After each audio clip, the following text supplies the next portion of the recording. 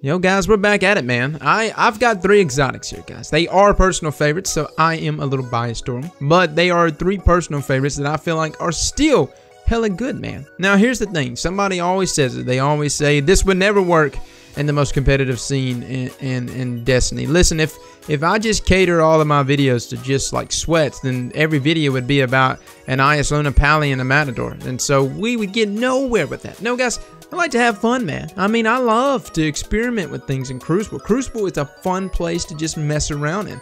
And these are 3 weapons that I have a lot of love for. But not only are they fun, they're also hella fucking good. So let's get started, guys.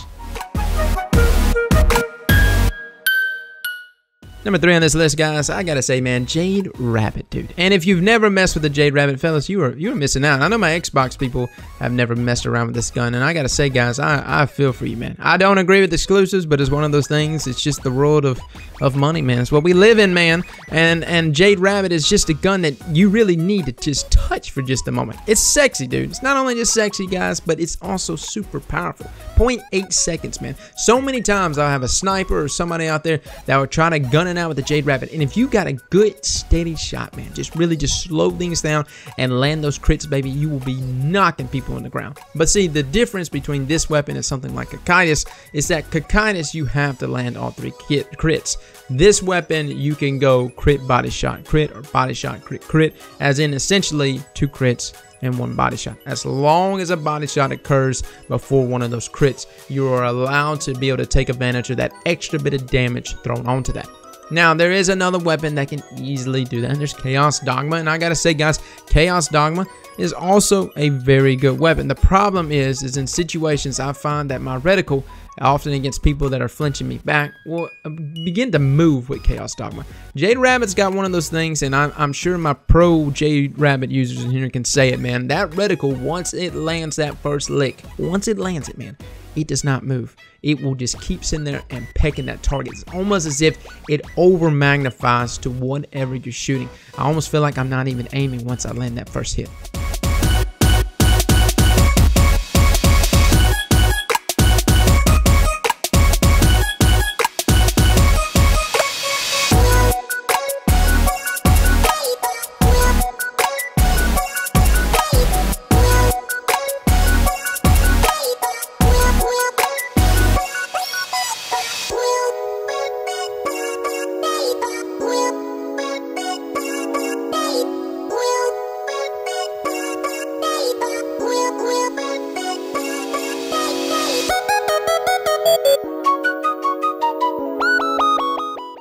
I feel like I'm going down the list of like the sexiest weapons in the game. No, guys, this is just not just the most beautiful weapons. These are also fantastic weapons. You know, Monte Carlo is a good-looking gun, but again, it's also a fantastic auto rifle. So many people, once the auto rifle buffs were handed out, were trying to find like that one auto rifle, and I'm like, listen, Monte has been one of the most consistent auto rifles for so long. Granted, there's Doctrine of Passing, and there's other auto rifles out there, so Stealer's Claw, that are also extremely really good. But the beautiful thing about Monte Carlo is, number 1, it rolls with high caliber rounds. I really like that. Number 2, it's also got great default stats, man. Good range, good stability, all those things making it really deadly. But number 3, which is by far my favorite thing about Monte Carlo, is I love to rock it with my Defender Titan class. Usually when I Defender Titan class, guys, I'll go like a 5.51 or a 5.52 if I can potentially pull that off. But Monte Carlo method, which is the exotic perk, it gives you your strength back so quickly. Dealing damage with this weapon reduces your melee cooldown and grants a chance to fully charge your melee ability with each kill. Granted, guys, I know you're probably saying, does that really pay off? Listen, I rock no backup plans on my Defender Titan class, and I can tell you right now, when I rock it with Monte Carlo, I never run out of strength, man.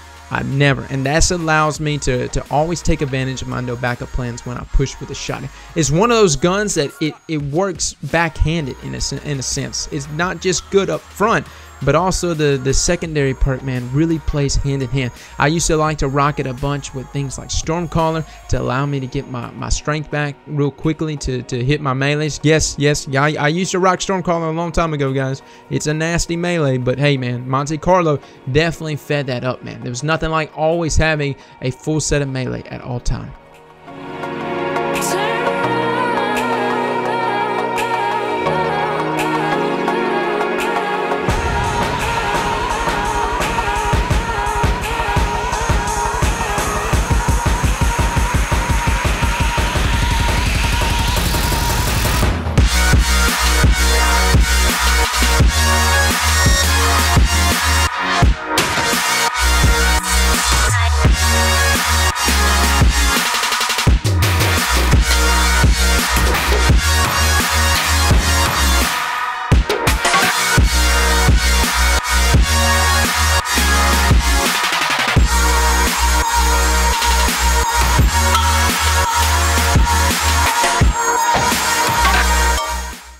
All right, number one is going to throw some people off, and I agree.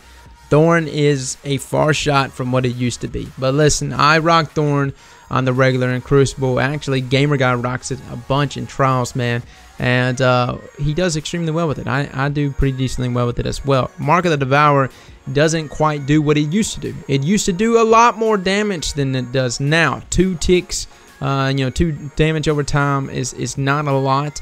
But it allows you, essentially, guys, it allows you to 1 crit 2 body shot people and then walk away. And most Guardians, it will take down. Now, there's a lot of things that's been handed out about Thorn, and I will say the biggest things working against Thorn is, number one, it's got a recoil pattern that is, for some, extremely difficult to get used to, and some will never pick it up. Actually, I remember even back in year 1, people didn't like to use Thorn just because of the way the gun, that the sights look, and also the recoil pattern.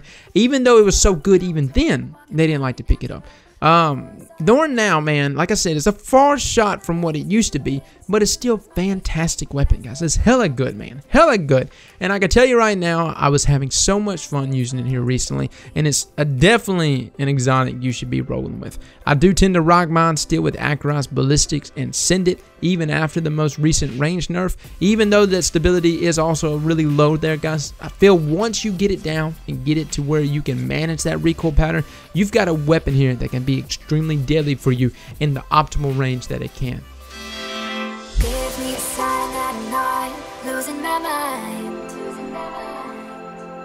Pinch me, pull me up into the light. Losing track of time and space, running against my own race, feeling like the walls are caving in.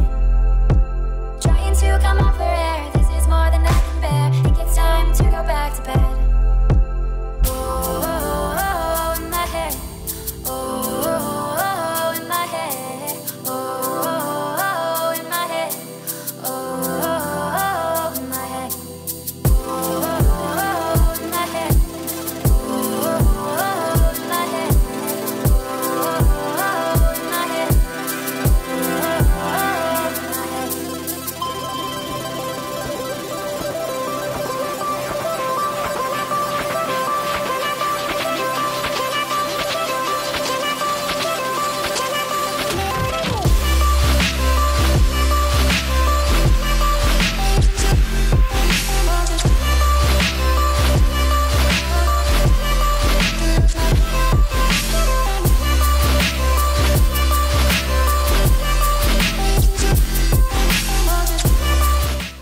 Well, guys, those are my 3 weapons, dude. Those 3 exotics that I really like to use. I might start doing this more often, guys. There's a lot of weapons that I want to see more love to. It's shameful.